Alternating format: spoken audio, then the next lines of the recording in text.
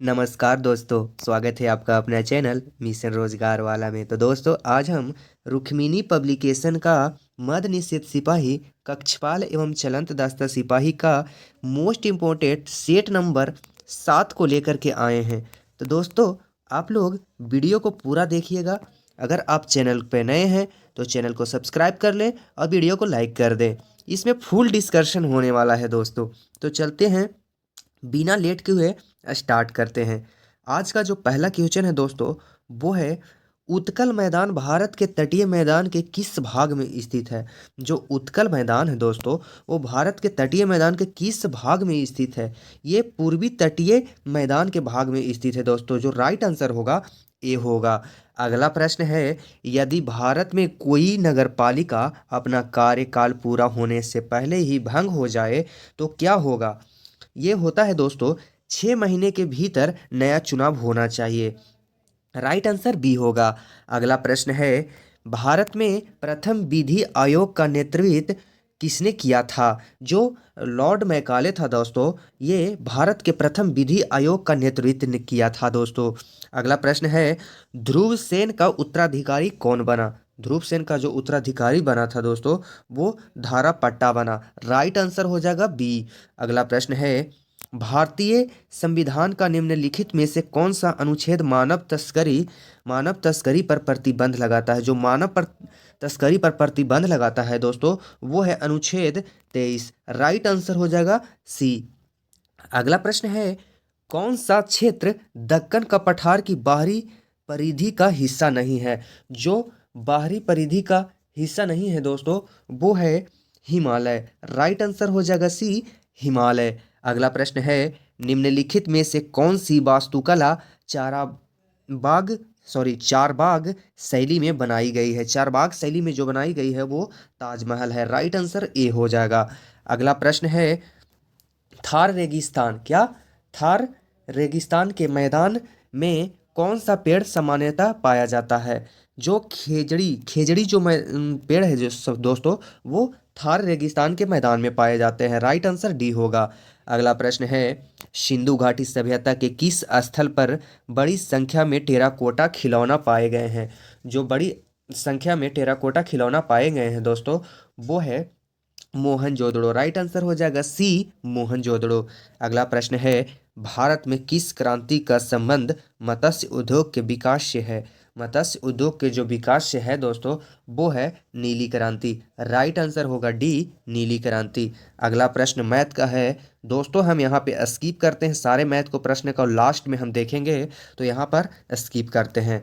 अगला प्रश्न है, इनमें से कौन सा शब्द कौशल का पर्यायवाची शब्द नहीं है। कौशल का जो पर्यायवाची शब्द नहीं है दोस्तों, वो है कपाल। कपाल जो है, जो माथा यानी कि सर का पर्यायवाची शब्द है। और योगिता कौशल का है, कला कौशल का पर्यायवाची शब्द है, हुनर कौशल का पर्यायवाची शब्द है। कपाल जो है, जो सर का पर्यायवाची शब्द है। इसलिए राइट आंसर डी होगा। अगला प्रश्न है, उपदेश शब्द का कौन सा उपसर्ग है। उपदेश में कौन सा उपसर्ग है। ये जो उप जो है, वो उपसर्ग है। राइट आंसर सी होगा। अगला प्रश्न है, इनमें से कौन सी रचना जयशंकर प्रसाद की नहीं है। जयशंकर प्रसाद की रचना प्रेम सरोवर नहीं है दोस्तों।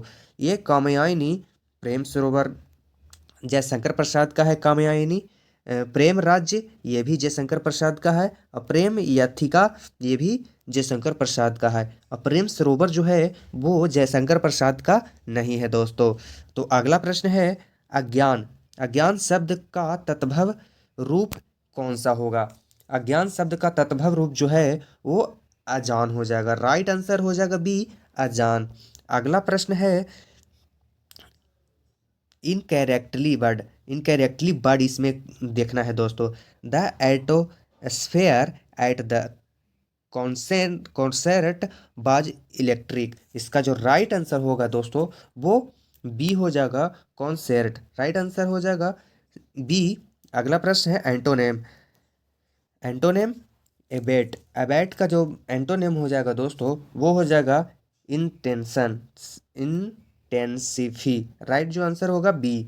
अगला प्रश्न है, अगला प्रश्न का राइट आंसर हो जाएगा 20 का ए। अगला प्रश्न है दोस्तों 21 नंबर का हो जाएगा बी। अगला प्रश्न है 22 नंबर क्वेश्चन। जयप्रकाश एक माध्यम से दूसरे सॉरी जब प्रकाश एक माध्यम से दूसरे माध्यम में जाता है तो क्या अपरिवर्तित रहता है? सी। आवृत्ति अपरिवर्तित रहता है। राइट आंसर सी होगा। अगला प्रश्न है बल युग्य। बल युग्य का उदाहरण है। बल युग्य का उदाहरण ढक्कन खोलना, नल खोलना, गाड़ी का स्टीयरिंग घुमाना, ये सभी बल युग्य का उदाहरण है दोस्तों। राइट आंसर डी होगा। अगला प्रश्न है पृथ्वी एक बहुत बड़ा चुंबक है, इसका चुंबकीय क्षेत्र किस दिशा में विस्तृत होता है? ये जो विस्तृत होता है दोस्तों वो दक्षिण से उत्तर की ओर होता है। राइट आंसर हो जाएगा डी। अगला प्रश्न है किसी वस्तु के गुरुत्वीय प्रभाव में किसी अन्य वस्तु की गति में निम्न में से कौन सी राशि संरक्षित नहीं होती है? जो संरक्षित नहीं होती है वो है रेखीय संवेग। राइट आंसर हो जाएगा डी, रेखीय संवेग। अगला प्रश्न है सेल्सियस तापक्रम पैमाने में ताप के परम शून्य का मान होगा। जो ताप का परम शून्य का नाप होगा जो दोस्तों -273 डिग्री केल्विन हो जाएगा। राइट आंसर हो जाएगा डी। अगला प्रश्न है न्यूटन के गति के दूसरे नियम का समीकरण क्या है? न्यूटन के जो गति के दूसरे नियम का समीकरण है दोस्तों वो F बराबर एम ए है। F बराबर एम ए है दोस्तों। अगला प्रश्न है सेवेस्टियन लेकोर्नू को किस देश का प्रधानमंत्री नियुक्त किया गया है? ये जो किया गया है वो फ्रांस का किया गया है। राइट आंसर बी होगा। अगला प्रश्न है टाइम पत्रिका के किड ऑफ द ईयर पुरस्कार 2025 से किस भारतीय मूल के अमेरिकी छात्रा को सम्मानित किया गया है? ये जो सम्मानित किया गया है वो है तेजस्वी मनोज को किया गया है। राइट आंसर ए होगा। अगला प्रश्न है 10 से 16 सितंबर 2025 तक सैन्य अभ्यास जापाद का आयोजन किस देश में किया गया? जापाद का जो आयोजन है दोस्तों वो किया गया रूस में। इसका राइट आंसर हो जाएगा डी। अगला प्रश्न है भारतीय संविधान के किस अनुच्छेद में राज्यों को बेरोजगारी के मामले में सार्वजनिक सहायता का प्रावधान करने का निर्देश दिया गया है? जो सार्वजनिक निर्देश दिया गया है दोस्तों वो है अनुच्छेद 41। राइट आंसर बी होगा। अगला प्रश्न है प्रभावी राजकोषीय घाटा सरकारी बजट में किस वर्ष पेश किया गया था? ये जो पेश किया गया था दोस्तों वो है 2011-12। राइट आंसर बी होगा। अगला प्रश्न है भारत में 1793 में चार्टर नवीनीकरण के समय बोर्ड ऑफ कंट्रोल का अध्यक्ष निम्नलिखित में से कौन था? बोर्ड ऑफ कंट्रोल का जो अध्यक्ष था दोस्तों वो है Henry Dundas. Right answer A होगा। अगला प्रश्न इनमें से कौन सा बंदरगाह पश्चिमी तटीय मैदान पर स्थित है? पश्चिमी तटीय पर स्थित जो है वो है कोचीन मैदान। राइट आंसर हो जाएगा बी। अगला प्रश्न है गरीबी रेखा से नीचे रहने वाले व्यक्तियों की संख्या को ध्यान में रखते हुए गरीबी की गहराई को मापने के लिए किस सांख्यिकी संकेत का उपयोग किया जाता है? ये जो गरीबी अंतराल सूचकांक राइट आंसर डी होगा का उपयोग किया जाता है। अगला प्रश्न है ताम्रपाषाण काल की मालवा बस्तियों की अत्यधिक सघनता निम्नलिखित में से किस स्थान में पाई गई है? ये जो पाई गई है वो मध्य नर्मदा बेसिन में पाई गई है। राइट आंसर बी होगा। अगला प्रश्न है राज्य विधानसभा में खाली स्थान की पूर्व अनुमति के बिना कोई धन विधेयक प्रस्तुत नहीं किया जा सकता है। राज्यपाल के बिना कोई भी धन विधेयक प्रस्तुत नहीं किया जा सकता। राइट आंसर बी सी होगा। अगला प्रश्न है खिलाफत आंदोलन निम्नलिखित में से किस समुदाय से संबंधित है? जो खिलाफत आंदोलन है दोस्तों वो मुस्लिम समुदाय से संबंधित है। राइट आंसर डी होगा। अगला प्रश्न है कबड्डी में लोना के लिए कितने अंक मिलते हैं? कबड्डी में लोना के लिए 2 अंक मिलते हैं। राइट आंसर डी होगा। अगला प्रश्न, दक्षिणी भारत की निम्नलिखित में से किस शास्त्रीय नृत्य शैली को बलराम भरतम और हस्तलक्षण दीपिका से अपनी शाब्दिक स्वीकृति मिलती है? अपनी शाब्दिक स्वीकृति कथकली से मिलती है। राइट आंसर ए होगा। अगला प्रश्न मैथ का है, इसे स्किप करते हैं, लास्ट में देखेंगे। निम्नलिखित वाक्य के लिए सार्थक शब्द चुनिए जिसका कोई अंग भंग हो, जिसका कोई अंग भंग हो। इसका जो राइट आंसर होगा वो होगा ए, अपाहिज। जिसका कोई अंग भंग हो, अपाहिज। अगला प्रश्न है, सत्कार का विलोम शब्द, सत्कार का विलोम शब्द तिरस्कार होगा। राइट आंसर ए होगा। अगला प्रश्न है, कहाँ राजा भोज और नहीं गंगू तेली? वाक्य शुद्धि हेतु कहाँ गंगा भोज और कहाँ गंगू तेली? राइट आंसर सी होगा। कहावत है, कहाँ राजा भोग कहाँ गंगू तेली, नहीं के स्थान पर कहाँ होगा? राइट आंसर हो जाएगा सी। अगला प्रश्न है, select the most appropriate meanings of the given idiom spill the beans. इसका राइट आंसर हो जाएगा बी। अगला प्रश्न है, अगला प्रश्न का राइट आंसर सी हो जाएगा और 49 नंबर के क्वेश्चन का सही जवाब कम हो जाएगा ए। अगला प्रश्न का 50 नंबर के क्वेश्चन का सही जवाब ए हो जाएगा।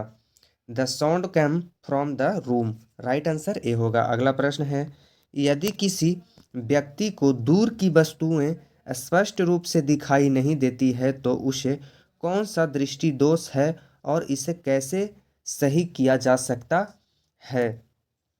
अगर आपको दूर की वस्तुएं नहीं दिखाई देता है तो निकट दृष्टि दोष है और अवतल लेंस का उपयोग करके ठीक किया जा सकता है। राइट आंसर बी होगा।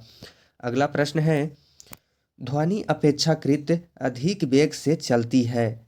ध्वनि जो है, जो माध्यम के तापमान में वृद्धि की जाती है। राइट आंसर बी होगा।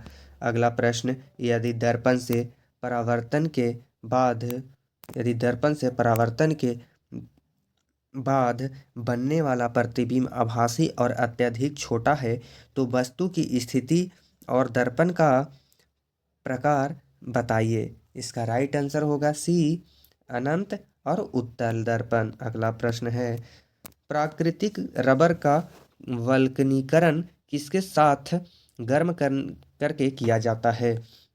जो प्राकृतिक रबर है उसका वल्कनीकरण जो है वो सल्फर के साथ गर्म करके किया जाता है। राइट आंसर बी होगा। कौन सा अपघटन अभिक्रिया है? अपघटन अभिक्रिया दोस्तों सी, 2KClO3 2KCl प्लस 3O2 है। अगला प्रश्न है, निम्नलिखित में से कौन नहीं सत्य नहीं है? निम्नलिखित में से कौन सत्य नहीं है? डी, क्षारीय मृदा धातु। KCl रेवेडियम सही नहीं है। अगला प्रश्न है, सितंबर 2025 में विश्व के सबसे बड़े तैरते सौर ऊर्जा संयंत्र का उद्घाटन किस देश में किया गया? ये भारत में किया गया। राइट आंसर हो जाएगा बी, भारत। अगला प्रश्न है, किस भारतीय शहर में अंतर्राष्ट्रीय अंतरिक्ष सम्मेलन 2025 का उद्घाटन किया गया? ये जो बेंगलुरु है, यहाँ अंतर्राष्ट्रीय अंतरिक्ष सम्मेलन 2025 का उद्घाटन किया गया। अगला प्रश्न है, किस भारतीय फिल्म निर्माता को 82वें वेनिस फिल्म फेस्टिवल में लाइफ टाइम अचीवमेंट अवार्ड से सम्मानित किया गया? लाइफ टाइम अचीवमेंट अवार्ड से जो सम्मानित किया गया वो है अनुपर्णा राय, अनुपर्णा राय को। अगला प्रश्न है, हरित क्रांति के बाद कृषि पद्धतियों में क्या परिवर्तन देखा गया? जो हरित क्रांति के बाद कृषि पद्धतियों में जो परिवर्तन देखा गया वो कम उपज वाली फसलों से अधिक उपज वाली फसल की ओर विस्थापन। राइट आंसर ए होगा। अगला प्रश्न है, टेनिस में अंतर्राष्ट्रीय टेनिस महासंघ के अनुसार युगल मैच के लिए कोर्ट खाली स्थान चौड़ा होना चाहिए। टेनिस में अंतर्राष्ट्रीय टेनिस महासंघ के अनुसार जो कोर्ट की चौड़ाई होनी चाहिए दोस्तों वो होनी चाहिए 36 फीट। राइट आंसर हो जाएगा बी। अगला प्रश्न है, अशोक के अभिलेखों में कितने शिलालेख शामिल है? अशोक के जो अभिलेखों हैं उसमें शिलालेखों की संख्या है 33। राइट आंसर हो जाएगा ए। अगला प्रश्न है, आज़ाद हिंद फौज भारतीय राष्ट्रीय सेना आज़ाद हिंद फौज को सुभाष चंद्र बोस ने किस देश में पुनर्गठित किया था? ये जो सिंगापुर में पुनर्गठित किया गया था। राइट आंसर हो जाएगा बी, सिंगापुर। अगला प्रश्न है, 1966 और 1969 के बीच योजना अवकाश का प्राथमिक कारण क्या था? प्राथमिक जो कारण था दोस्तों वो था तृतीय पंचवर्षीय योजना की विफलता। राइट आंसर सी होगा। अगला प्रश्न है, उझावर तिरुनल किस राज्य में मनाया जाने वाला किसानों का त्यौहार है? तिरुझावर तिरुनल जो जो त्यौहार है दोस्तों वो है तमिलनाडु। राइट आंसर बी होगा। अगला प्रश्न है, भारतीय संघीय ढांचे में किस सूची में वे विषय शामिल हैं जिन पर केंद्र और राज्य दोनों कानून बना सकते हैं? वो समवर्ती सूची। राइट आंसर डी होगा।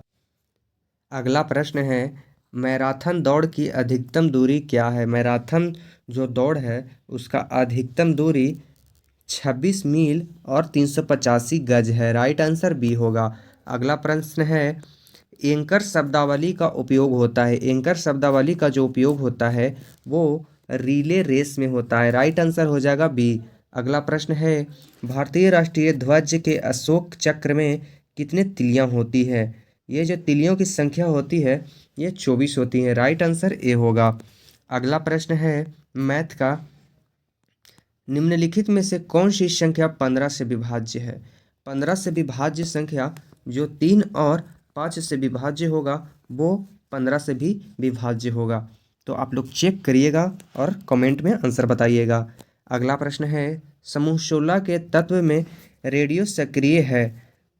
समूह 16 के तत्व में रेडियो सक्रिय पोलोनियम है। राइट आंसर ए होगा, polonium.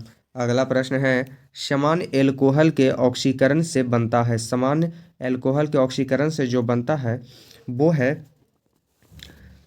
Acid. Right answer C होगा। अगला प्रश्न है, न्यूलैंड्स का अष्टक सिद्धांत केवल सीए पर तत्व की लागू होता है। राइट आंसर हो जाएगा बी। अगला प्रश्न है, अपच के दौरान पेट के दर्द से छुटकारा पाने के लिए लोग निम्न में से किसका उपयोग करते हैं? ये जो करते हैं वो मिल्क ऑफ मैग्नीशिया को करते हैं। राइट आंसर हो जाएगा ए। अगला प्रश्न है, संयोजक कड़ी का उदाहरण कौन सा है? संयोजक कड़ी का जो उदाहरण है वो ऑर्कियोटैक्सिक है। राइट आंसर बी होगा। अगला प्रश्न है, झाग प्लवन विधि का उपयोग सामान्यतः किसके सांद्रता के लिए किया जाता है? झाग प्लवन विधि का जो उपयोग किया जाता है वो सल्फाइड अयस्क के लिए किया जाता है। राइट आंसर बी होगा। अगला प्रश्न है, 2025 में 28वीं एशियाई टेबल टेनिस थीम चैंपियनशिप की मेजबानी कौन सा देश करेगा? ये जो भारत है ये टेनिस टीम चैंपियनशिप की मेजबानी करेगा 2025 में 28 में। अगला प्रश्न है, भारत को आर्थिक स्वतंत्रता सूचकांक 2025 में कौन सा स्थान प्राप्त हुआ है? भारत को आर्थिक स्वतंत्रता सूचकांक में जो स्थान प्राप्त हुआ है वो 128वां है। राइट आंसर हो जाएगा बी। अगला प्रश्न है, भारतीय राज्यों का आज़ादी के बाद पुनर्गठन मुख्यतः किस आधार पर किया गया? ये भाषाई आधार पर किया गया। राइट आंसर हो जाएगा ए। अगला प्रश्न है, अगला जो प्रश्न है दोस्तों वो इनमें से कौन सुमेलित नहीं है? इनमें से कौन सुमेलित नहीं है? संचालन समिति के मुंशी सुमेलित नहीं है। अगला प्रश्न, उद्देशिका में समाजवादी एवं धर्मनिरपेक्ष शब्द जोड़े गए हैं। सामाजिक और धर्मनिरपेक्ष पद है जो दोस्तों वो 42वां संविधान संशोधन से जोड़े गए हैं। राइट आंसर हो जाएगा डी।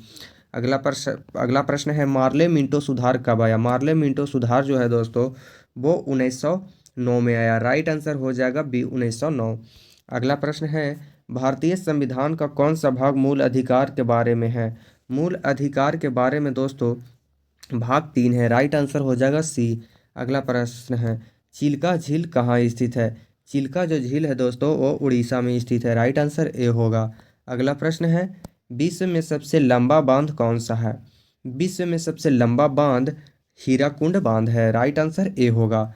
अगला प्रश्न है, अगला प्रश्न, निम्नलिखित में से किस राज्य से होकर कर्क रेखा गुजरती है? जो कर्क रेखा है वो मध्य प्रदेश से होकर गुजरती है दोस्तों। राइट आंसर सी होगा। अगला प्रश्न है, अंगोला की राजधानी क्या है? अंगोला का राजधानी जो है दोस्तों वो है लुआंडा। राइट आंसर हो जाएगा ए लुआंडा। अगला प्रश्न है, निम्नलिखित में से कौन सा एक स्थल रुद्ध देश है? स्थल रुद्ध के देश में हंगरी है दोस्तों। राइट आंसर बी होगा हंगरी। अगला प्रश्न है, 14 और 28 का तृतीय अनुपात, तृतीय अनुपात निकालने के लिए बी स्क्वायर बट्टा ए हो जाता है। तो 14 दूना 28 हो जाता है, 8 दूना 16, 2 दूना 4, 1 5, 56। राइट आंसर सी हो जाएगा। अगला प्रश्न भी मैथ का है। कह रहा है, अंकित ने 35% ए ने 35% छूट पर एक खिलौना खरीदा। यदि उसने 975 का भुगतान किया तो खिलौना का अंकित मूल्य ज्ञात करें। 975 जो है वो 65 का बराबर है। 100 का पूछ रहा है दोस्तों। 13×5 = 65 हो जाएगा और 20×100 हो जाएगा। अगर हम इससे ही करते हैं तो